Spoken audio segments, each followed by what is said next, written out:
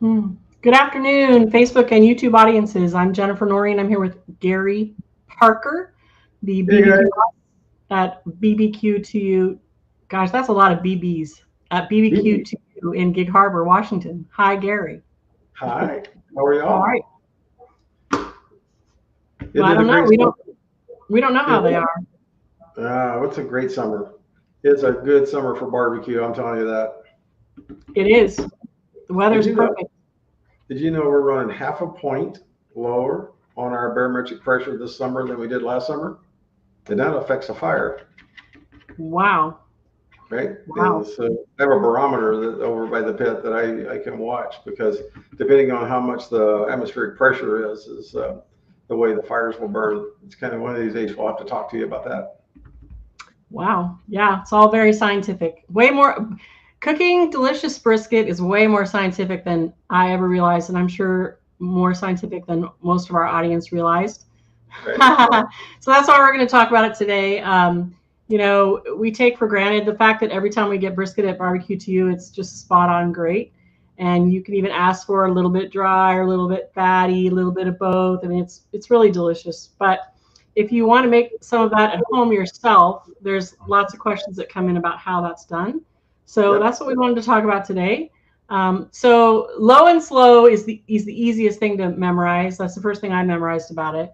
So Yeah. why don't we talk about that first? What is low and slow? How do you cook great brisket, Gary? And what's low and slow? Man, that's such a big question. How much time we got? There's a Well, lot. technically 20 minutes, but they love listening to you. So Um, if I summarized it for people, 90% of it is involved in the pit itself, right? And the performance of the pit, right? Every time I go over to somebody's house and to train them or I give lessons and this kind of stuff, right? They want to know all about the brisket. What did you do to the meat? Da, da, da, da. And yeah, we'll get there. Because what we do to the meat is depending on how that pit works. Okay, so let's think about that for a second. You have professional pits, like I have, right?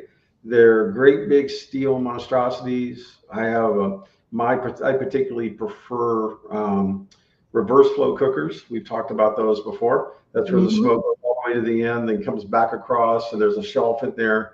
And the reason I like those is because they add an element of radiant heat that the traditional big pits, professional pits you see on TV, where the smokestack is on the far end and the firebox is on the other, they're called pass-through pits.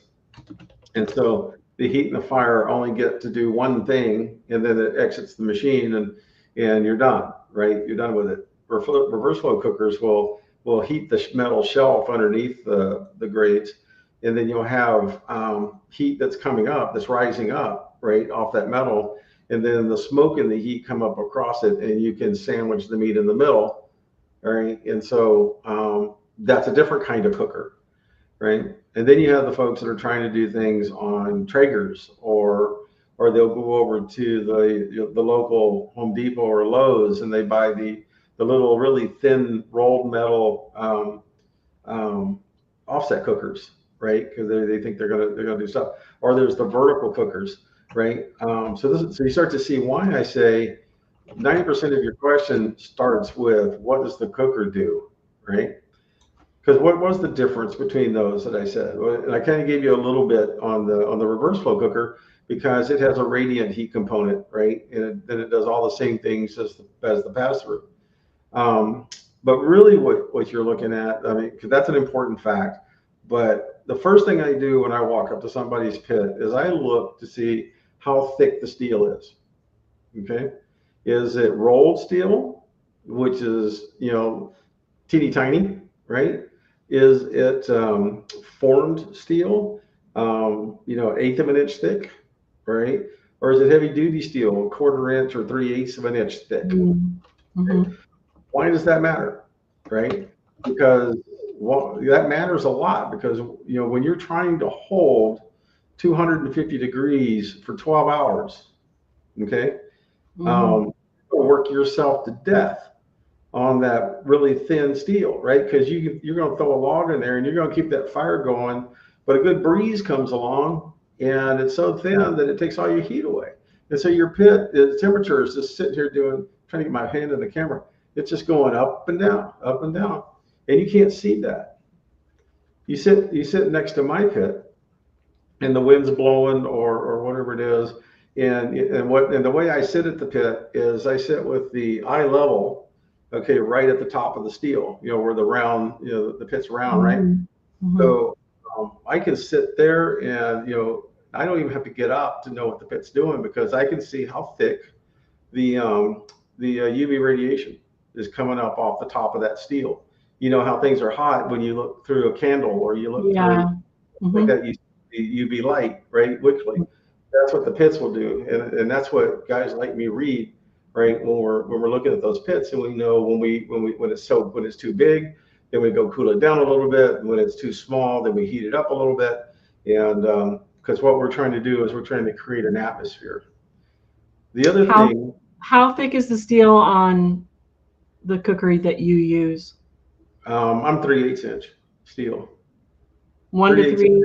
Yeah, so it's if I had to put it in front of the camera right here, let me find where the damn camera is. It's about that thick, okay? And so it takes a little bit for it to heat up, right? So we usually start with big fires, and we heat the thing up, and then we'll get it up to 250 degrees, and we kind of let that settle down, and then before we ever put them on. The one in the store is built to go a little faster than that, right? It's a different type of convection cooker, specifically made for guys like me that are running full time, 24 hours a day, 7 days a week indoors, right?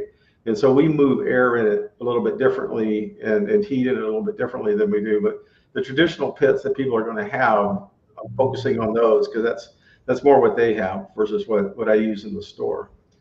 The other thing that you really got to know about your pit is what is the wind direction on that pit. What did I just say? All right. For example, I was talking about the pass-through pits a minute ago. You got the firebox on one end, you got the smokestack on the other. Down in the bottom, there's a half circle that's open between the two. So what's going to happen there? Fire is going to burn, right? It's trying to get to that chimney on the other side. So it's going to bring heat and smoke up because it's going to rise. Heat wants to rise, right? So the firebox is always low. It's going to come up and then it's going to go through the shelves and whatever's on them and create an atmosphere for it and leave. But it's going to be moving, right? It's going to be moving right to left, always, okay? And you get one shot to use it before it exits the top and goes into the atmosphere. And so that's very important because when you know the direction, okay, now you know how to go trim your brisket. Okay, so I'm about to transition on you because I know what my Pete does. Wait a minute. The direction of the wind influences which direction you trim your brisket? And put it on the pit. Okay, and wow. I'm telling you the pro secrets. I'm telling you the pro secret stuff, right? This is what these eyeballs are looking at all the time, right? And so now I can turn around and you I'm sure everybody that hears this, they've watched a million YouTube videos, so they know how to. They know how to take the silver skin off the back. They know how to take the shark fin off. They know how to trim the fat cap and all this kind of thing and make it look the way they want to make it. They know how to put salt and pepper on it. But now you've got it sitting there on that cutting board. It's all ready to go. You've got it all perfect. So now on a pass-through cooker that I just explained to you, right? You're going to take the side of the brisket that's got the point on it. That's the double muscle side, right? So remember, just for remembering, the top muscle is very marbly, right? It's got a lot of fat in it. It kind of looks like a ribeye. And then underneath, and then moving out to the flat, that's the very lean piece, right? Or the secondary decal muscle is what it is.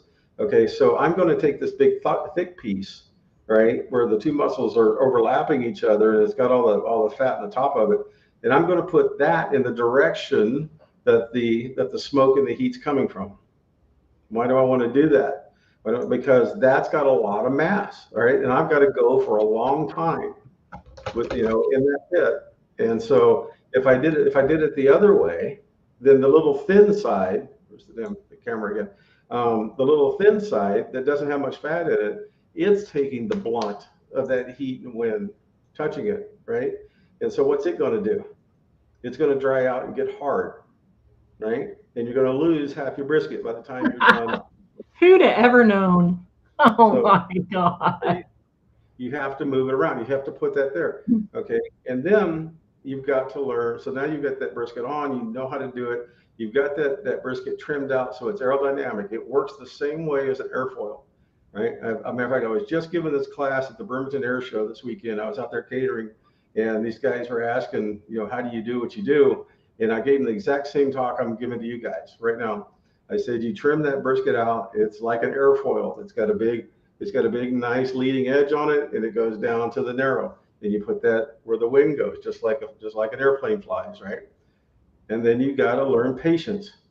Keep that. Don't worry about it. I mean, it's 200 to 250. Just let the thing kind of gradually do its thing. Don't get it in a hurry. If you open the door all the time, we got an old saying: if you're looking, you ain't cooking. So keep it close, right? Just let it get happy.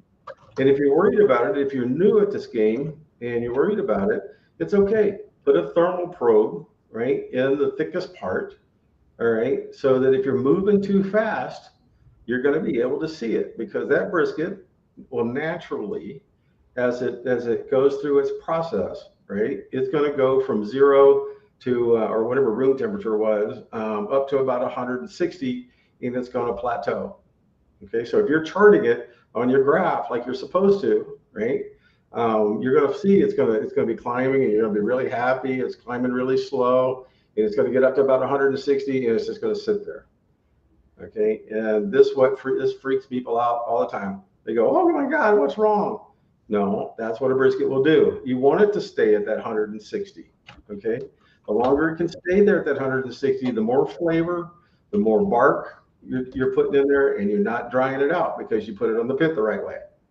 Okay, it's just sitting there, and those fats are doing the fat things, and and they're melting, and it's integrating in with the salts, and the salts are working with the pepper and the liquidization of that fat, right? And that internal marbleization is melting, right? You're putting more and more flavor in there, right? And as the smoke penetrates, it reacts with the enzymes in the meat, and you're getting that really nice smoke ring, right? That goes on it as well.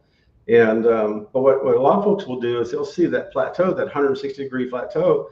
They're going, it ain't moving, something's wrong. And they go back there and they start throwing more wood on the fire, and they jack that puppy up, and they basically crowbar that thing out of that safe. Ruin it.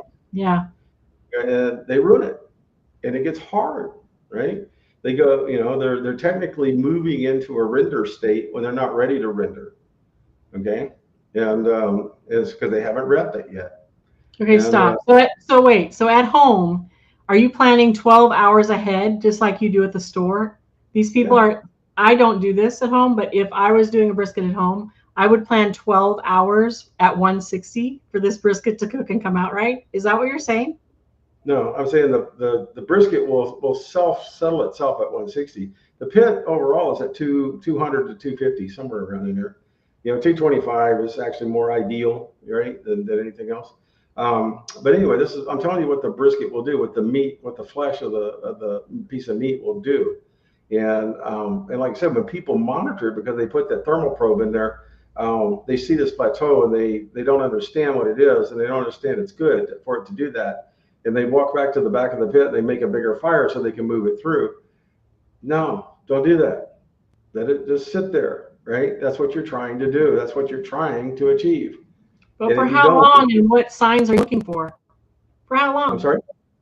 For how long, and what signs are you looking for to do something different? Pretty much, you get a feel for this. Again, I'm going to come back. It's a knowing your pit. So how long does it take your pit in that condition that I just described to you to create good bark, right? Mm-hmm. Which is, the outside, right? And then to do about 1/4 of an inch of smoke ring. How long does your pit take? Mm-hmm. Okay. because that's how long you're really trying to leave it on there. I'm not trying to finish it in the pit, right? What I'm trying to do is I'm trying to get that bark right, and I'm trying to get that flavor to come from the melted fats, and I'm trying to get the smoke ring in it. Okay, that's what I'm doing. And if it stays there at 160 degrees and doesn't move, I'm perfectly okay with that. And I'll tell you why. It's because after it's set in there long enough, and again, it's something that you train the eyes to, right? And you can kind of touch it. You might want to spritz it and do different things with it like that to add some flavors. But the point is, it's been sitting there and it's nowhere near ready to eat yet, but it's really flavorful. Because now, and whatever timeline that is, let's say we jump to that now, the next step. The next step is the wrap. Okay, and there's two basic ways to wrap depending on what you want to do with the bark. You can buy the pink butcher paper like we have there in the store. Matter of fact, we serve on it all the time. Why it's pink, no one knows, but whatever. So it's made for barbecue. That's why it's pink. Okay. It's made by Oren Corporation, and it's made just for doing barbecue stuff, right? It's It's a specifically horrible marketing color. it's designed to breathe, right? Okay. And do it properly. Whereas the white butcher paper that you would normally find, like from a real butcher, right? If you look at that stuff, it's wax coated, right, on one side and paper on the other, and they do that so that juices and stuff don't get out when they wrap it before you take it home from the supermarket. But that's not what we're trying to do when we barbecue. We're trying to let that paper be porous, but yet we want to hold enough heat in so that the steam, superheats and therefore starts to render, and that's how you're going to break down collagen. This is what's going to make it soft. Okay, and so you wrap there, or you can what we do call the Texas crutch is you can wrap it in aluminum foil, and it's really fun experiment to cook two of them on if your cooker's big enough. Wrap one in foil, wrap one in paper, and see the difference, right? Because it's a different product depending on how you wrap them. And so in the store we tune that process, but for restaurants, and that's the reason you always see us in the pans, right? Because we actually put them in pans and cover it with foil before we go into render. So now I've got it all wrapped and I've got it back on the pit. What am I going to do next, right?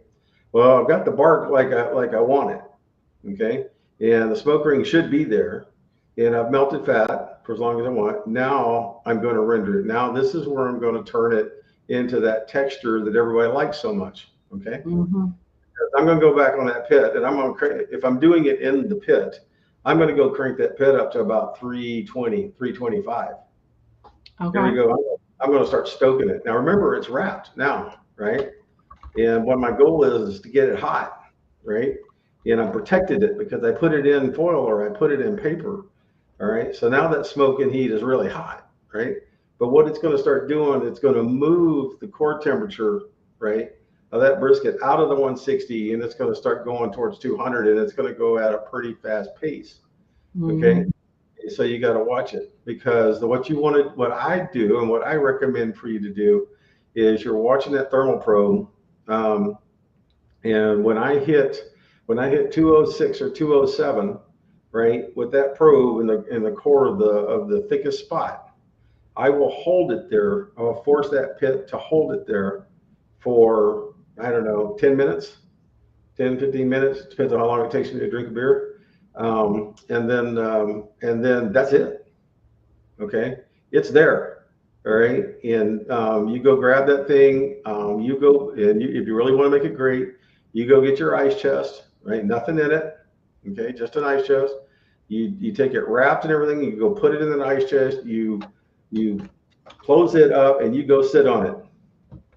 You sit on it for a couple hours.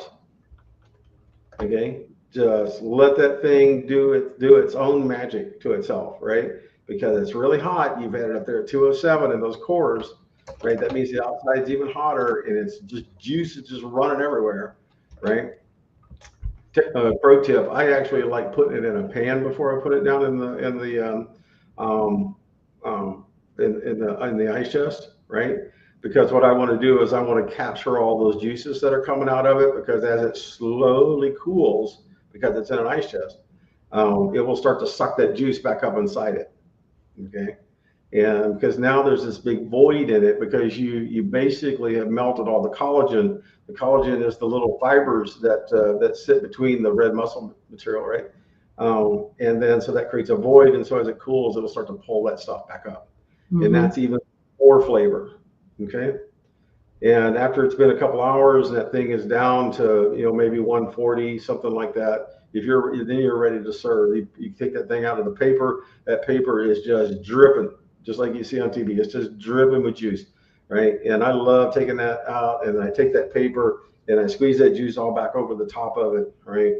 And you'll do that cut, and it'll be jiggly before you cut it. You can wiggle if you touch it and try to poke it and stuff, it'll wiggle. It's very gelatinous, right?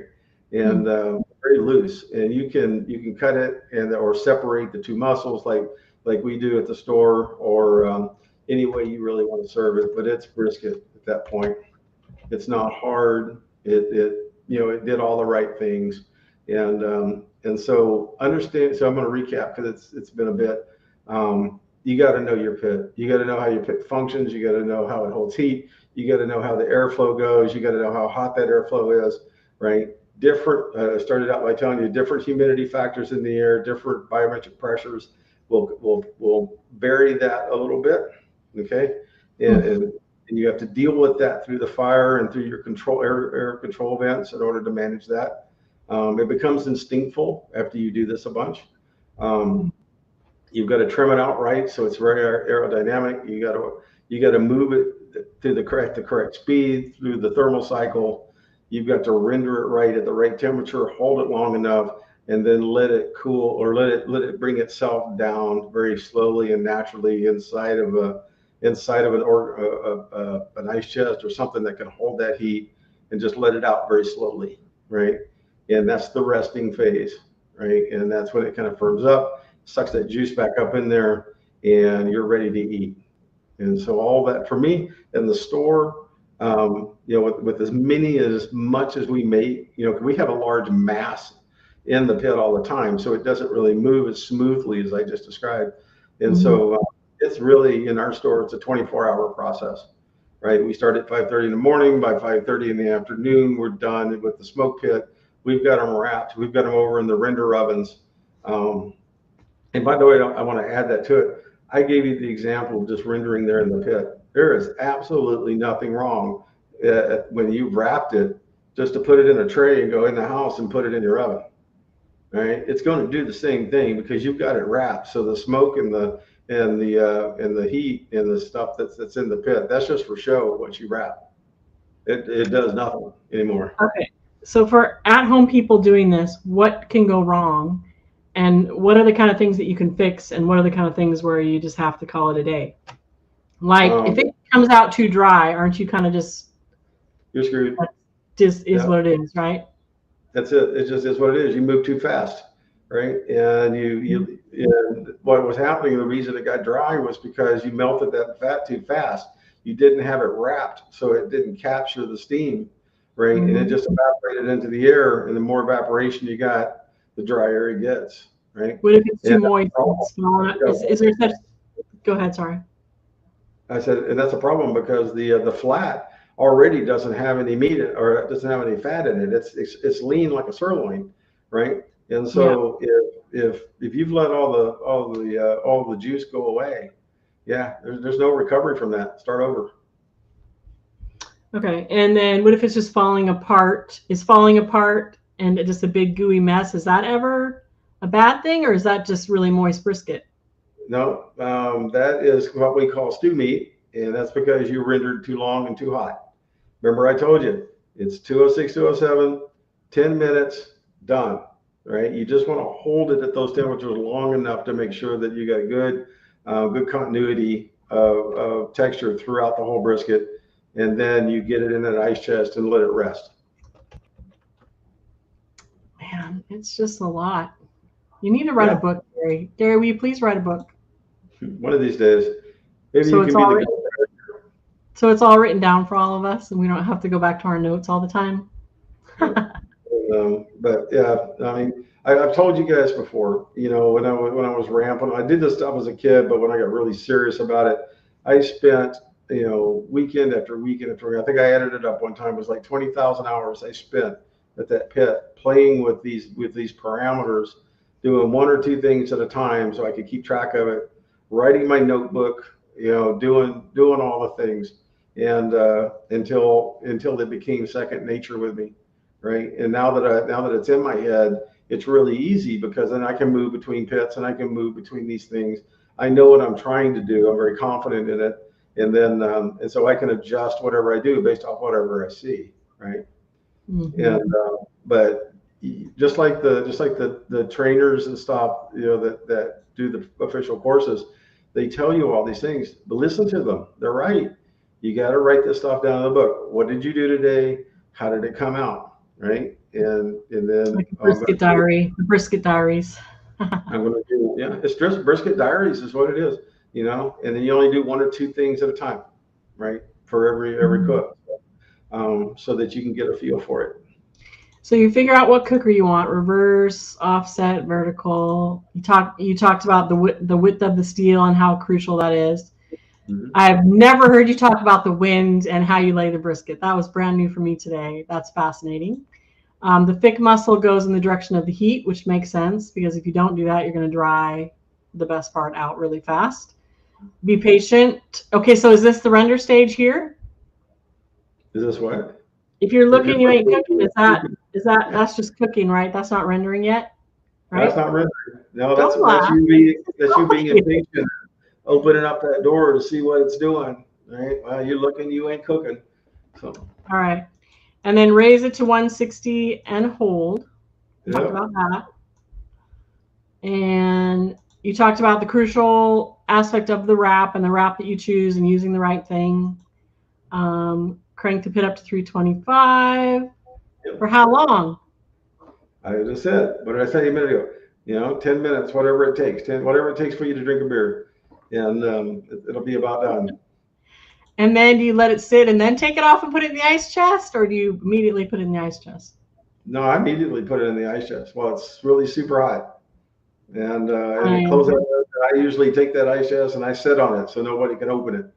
Because I want to keep that. I believe that, probably with a beer. I can see you doing that. And then when it's done, you pour the juices over it. Mm-hmm. I set it in a pan and captured all those juices. Right. Yeah, and that's just going back, and then it's pretty much ready to serve, right? I mean, you're done. Yep. Then you're done. Oh man, you need to do classes and walk people through this because I would never, even with notes, I don't think I would do it right. So, and I've been listening to you talk about brisket for about 6 years now. Yeah. So, what does that say? There's a lot of stuff to it. If you're going to do restaurant quality, same thing every day, day in and day out, year after year. You got to process in your head perfectly because you're constantly making micro adjustments. And then, there's some buffer space in it once you get really good at it. The guys there at the store, they pretty much know what's going on. They know what they can get by with and what they can't. They've ruined a lot of brisket, but they've made a lot of award-winning brisket too, And we talk about that. Trevor and I talk about that, and Carlton and I talk about that sometimes. In that, we really screwed that one up, or we've really done this one good, right? Yeah, it's interesting. Do they ever go wrong? Do you ever have a whole batch just go wrong? Does anyone ever mess up? Not a whole batch, but people are pretty lenient as long as you get it close. We are more critical on ourselves than you guys are critical on us, right? So we're way ahead of you when we know exactly what we cooked. We sample almost everything we cook all the time. So yeah, it's pretty rare that I don't. I said faithfully say I eat barbecue every day. Wow, yeah, it's pretty rare that I don't get perfect barbecue there. In fact, I don't know that I ever haven't had really good barbecue there. Yeah. So, all right, well we're at a half hour. That was a lot of information. I took a lot of notes and. I'm happy to share it online with everyone. This will be on YouTube. It'll be stored on YouTube and it'll stay on the website. And so if you ever want to go back and listen to this, you're welcome to do that. Thanks, Gary. Is there anything else that's going on at the store that you're burning to share? I know you just did. We had a fantastic time at the Bremerton Air Show. We do we partner with the organizers of that thing, and we do the they call it the Presidential Chalet, or VIP tents, what I call it. Hmm. And so we have 200 wonderful people in there, and we're partying, and they're eating good barbecue, and we're just having a good old time, right? And Hmm. so then I get to meet then in the evening I feed the pilots of the air show, which was an absolute blast to get to meet. This year they had a squadron of P-51s, restored P-51s out there doing their stuff, and Oh, those cool. guys were, and so we enjoyed meeting them and having fellowship with them. And then we do Sunday, and then coming up this week, if you guys want to see us, we'll be out at Schimmel Park here in Gig Harbor. It's the annual art festival. So Hmm. we'll be out there Saturday and Sunday serving pulled pork sandwiches and chicken sandwiches and chips and drinks and stuff, and Nice. having a good time. And we love seeing you come in, say you saw us, and say hi, and we'll sit around and tell big lies and have a good time. Yep, I'll definitely be there. So, all right. Well, thank you. It's always good to hear from you and hear about your expertise about cooking brisket. Yeah. You'll find this on the website in a few days, but it'll stay on YouTube, so you can re-access it on YouTube. So, thanks for listening, and we'll One talk to you more. again next month. No, I got one more. I forgot to say it. I Oh got to say no! it. Oh no! Okay. Okay. At the art festival, I have all my authors are out there at one time. All right, at this art festival. So go by and see my authors tent over there, Oh, because authors. Yeah. Okay. we have the authors in the store. This is the one time that you'll see them, all of them or the majority of them, all at once in one big double tent thing. And so I know a lot of people here in the harbor and around in the surrounding areas really love those authors, and they love to come in and talk to them. So I highly encourage you to, if you go to the art festival, go spend some time with the authors over there. Yeah. Anyway, That I was want to make great. sure I got that plug in before I let everybody go. Yes, I'm sure Lucy thanks you, and all the authors thank you. So, all right. Well, very good. We'll see you at the art festival then this weekend. Thanks. See you guys.